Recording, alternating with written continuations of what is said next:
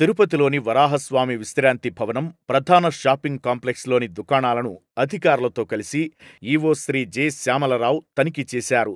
ఇందులో భాగంగా షాపుల లైసెన్సులు మరియు సంబంధిత ధృవీకరణ పత్రాలను పరిశీలించారు. షాపింగ్ కాంప్లెక్స్ వరండాలో సరకులను నిల్వ ఉంచి భక్తుల రాకపోకలకు తీవ్ర అసౌకర్యం కలిగిస్తున్న దుకాణదారులను, షాపింగ్ కాంప్లెక్స్ చుట్టుపక్కల అనధికారిక తట్టలు, హ్యాకర్లను హెచ్చరించాలని సంబంధిత అధికారులను ఆదేశించారు. ఈ సందర్భంగా ఈవో మాట్లాడుతూ, యాత్రికులు తిరిగేందుకు వీలు లేకుండా దుకాణదారులు సరుకులు ఉంచారని, అలా కాకుండా పరిశుభ్రతతో పాటు ఆహ్లాదకరమైన వాతావరణంలో యాత్రికులు షాపింగ్ చేసే విధంగా షాపింగ్ కాంప్లెక్స్ను తీర్చిదిద్దాలనే ఆలోచనలో ఉన్నట్టు చెప్పారు. త్వరలో అనధికారిక తట్టలు, హ్యాకర్ల లైసెన్సులను తనిఖీ చేసి ఆక్రమణలను తొలగించాలని అధికారులను ఆదేశించారు.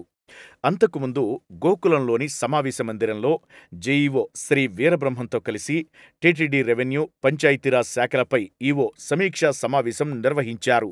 ఈ కార్యక్రమంలో తిరుమల ఎస్టేట్స్ అధికారి శ్రీమతి విజయలక్ష్మి, ప్రత్యేక అధికారి శ్రీ మల్లికార్జున, ఏఈఓ శ్రీ చౌదరి తదితరులు పాల్గొన్నారు.